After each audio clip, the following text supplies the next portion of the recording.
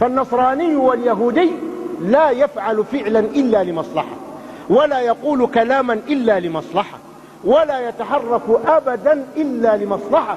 لذلك حتى في المثل يقولون لا صداقة دائمة ولكن هناك مصلحة، أي أن الصداقة لا تدوم، علاقتك بالله لا تدوم، علاقتك بالأنبياء والرسل لا تدوم، علاقتك بالصالحين والأولياء لا تدوم إلا إذا كانت هناك مصلحة. المؤمن بخلافهم، المؤمن يجرد أمره كله لله، فيحب في الله ويزور في الله ويبذل في الله ويعطي في الله ويكرم في الله ويتنقل من مكان إلى مكان، كل ذلك يعمله لله في الله بالله. فإذا كان المؤمن بهذه المثابة فإنه في كل يوم يرشح لدخول الجنة، فسيدخل الجنة إن شاء الله. وكما أننا طالبنا بتجريد المعاملة الزيارة من مراعاة المصلحة، يجب أن نجرد كل معاملاتنا مع بعضنا البعض من مراعاة المصلحة، وإنما ينظر فيها المصلحة الأخروية، وهي موافقة رضا الله تبارك وتعالى واتباع سنة رسول الله صلى الله عليه وسلم فيها. عندما تقول المؤمنون إخوتي يجب أن يكون هذا المعنى صحيحا.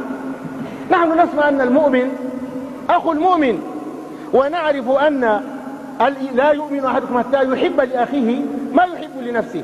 إذا عرضنا أنفسنا إلى هذا الحديث نجد أنفسنا جميعا بعيدين عن الإيمان، فكلنا يحب المصلحة لنفسه، يحب الخير لنفسه أكثر مما يحب لأخيه.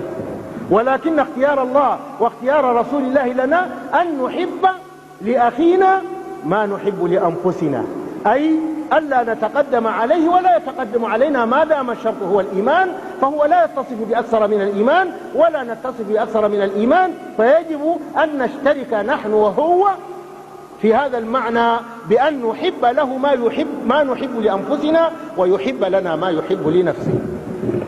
هل هذا المعنى تحقق في الأمة المحمدية، أو أن هناك أقوال لا تصدقها الأفعال؟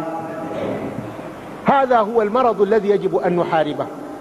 يجب أن تكون معاملاتنا كلها لله، ويجب أن تكون علاقاتنا كلها لله، ويجب أن نبني أمتنا على أسس متينة وثابتة، وبذلك نستطيع أن نكون أقوياء. لأن المؤمن إذا بنى جسر المودة والمواصلة بينه وبين أخيه المؤمن فإنه يعيش آمنا، ويكون حاله كما قال الرسول صلى الله عليه وسلم: مثل المؤمنين في توادهم وتراحمهم وتعاطفهم كمثل الجسد الواحد، إذا اشتكى منه عضو تداعى له سائر الجسد بالسهر والحمى.